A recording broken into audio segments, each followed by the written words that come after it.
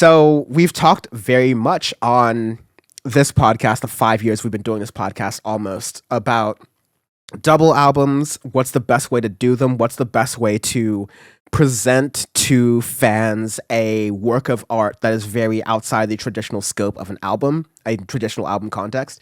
And Kendrick Lamar appears to be teasing that he's going to be doing his own effort at this. So we know that Mr. Morale and the Big Steppers will be his album project type deal. Many years in the making. It's been at least 5 years since Damn came out, his last major blockbuster project, really solidifying him as the best, if not one of the best rappers in the game right now. But we see this photo of him, and he really does not post many photos on the internet, let alone the social media. And he has a book titled Mr. Morale and the Big Steppers by Kendrick Lamar. So that's the name of the album. But there's 2 CDs. One's called Morale and one is called Steppers. They say master copy on each of them. This seems to hint that Mr. Morale and the Big Steppers is a double album. And hello, darkness, my old friend Sean. We've talked a lot about double albums on this podcast, and I think that honestly, in in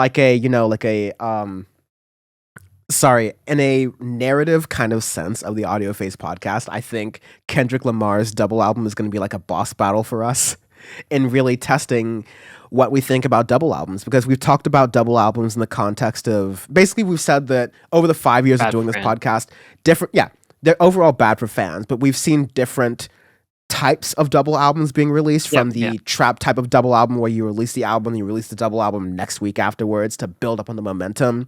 That's good from a sales kind of sense, but again, not great for fans.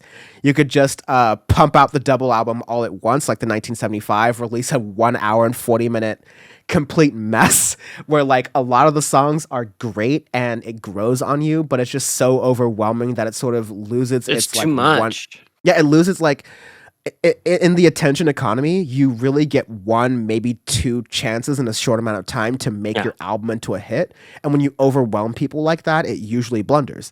There's also some like middle ground options, like Foles released a double album in 2 parts in 2 different parts of the year, so they're able to spread out that attention and maybe like chop it up a little bit. Maybe they would have had more push from it if they did it all at once, but I think by spreading that out, by making the Foles conversation, so to speak, happen at 2 different points in the year and still bring it into a fuller project, I think that's a cool idea. We're about to talk about, or maybe this video's already been released on the Audioface podcast channel at the time you're watching this, about Arcade Fire and how they put movements and like orchestral movements into a record recently and made that into essentially a normal sized album for 2022. So there's a ton of different 100%. ways to project depth and work into a double album. But I think another dynamic here, I'm sorry to be so long-winded, Sean, but also welcome to this podcast. We've been doing this 230 episodes. But my last point is that, like, I think certain artists have earned the right to be able to, because they've illustrated in the past their storytelling abilities, their ability to work within an album and give us really a lot of work within an album. They've earned the ability for us to give them at least a little bit of benefit of the doubt when they do a really ambitious project such as a double album. I would put Kendrick Lamar as one of those artists. Yeah, and also depends on the size of the double album, because sometimes I don't realize that albums are double albums. Like one of M83's albums is a double album. Like, wait, what? I didn't realize that. So it just depends in the context of it as well. Sometimes it'll be that, but it'll still be like an hour long or something. But if you do an hour 45 long double album, then I'm saying like each half of the album could be 25 minutes, because we've had a couple of those here and there, and that's exactly. And if that's the case, that's fine. Then it's like then it's an album split in half in my the way I describe it. But there are ways of doing a double album correctly and the ways of doing a double album incorrectly, and that's something that I'll touch on more whenever we get to talk about Kendrick and stuff together, because next week's gonna be a shit show. So Sean and I are human beings with lives. And so that is just a statement.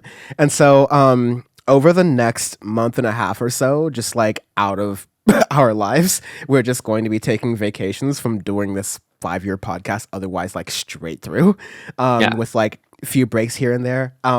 Well-deserved vacations. We'll still be listening to music though. And so the unfortunate thing is that inside baseball, this podcast, musicians only tell us they're releasing albums like a week or two before it happens. Sometimes you get these album rollouts, and like the literal disaster scenario is happening next week, where 3 of the biggest albums of not just the year but years are coming out in one weekend, and Sean and I are both completely gone.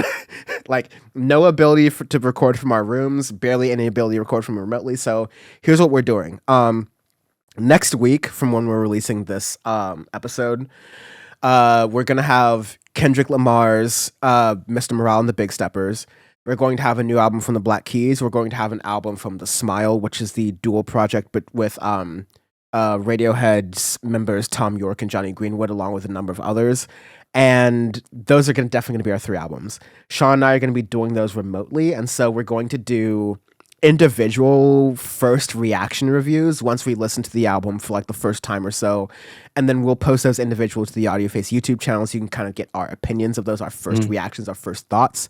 And then when we come back, that episode will be the week of May 23rd. We're going to be back together in our like usual kind of format kind of deal, sitting in our usual space like this. We will talk about our reviews of those albums together, kind of banter back and forth like we usually do, in addition to what else is happening.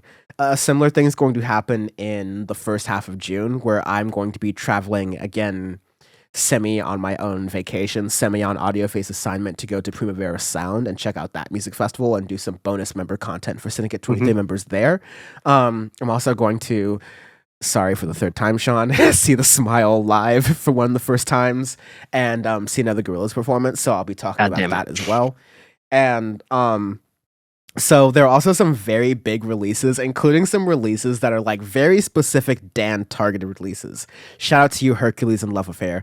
God damn you. But the first 2 weeks of June, there won't be a lot of like Audioface podcast content, but we'll release what we can on the YouTube channel. I may dip into the members content a little bit and unlock some special things for y'all because I like you. And when we come back to general Audioface, which should be back to normal by late June, early July, definitely by July, then yeah, we will definitely do like a big ass music recommendations episode, because we will have had half a year of music recommendations that we haven't shared with you. And we might do definitely what we're going to do for episode 230, which will be the next episode, which will have Kendrick Lamar, The Smile, and Black Keys. That's also our 5-year anniversary episode. So I think that's just going to be a bonanza where we're just like, fuck the news. We're just going to do nothing but music the entire time. And it's going to be a blast, because it's going to be some of the best artists we've reviewed over the past 5 years. And some of, honestly, our favorite artists of life, generally. So that's going to be great. Again, thank you very much for supporting Audioface over whatever duration of time over the past 5 years you've supported us, through the highs, through the lows, through the legally redacteds, through all of that situations, and like everything everything we've done. And so through all the little bitch nominees. Yes, and we'll continue to do like great episodes of Audioface. It just might be a little quiet here and there because Sean is a human being with a life, and I am a human being who has a life sometimes, and we'll be doing that. But yeah, definitely check us out. Make sure you're subscribed to @AudiofacePod on Twitter and Instagram, youtube.com/AudiofacePod, and wherever you're listening to podcasts, so you keep track of all those things. There may be some delays, but they will be coming.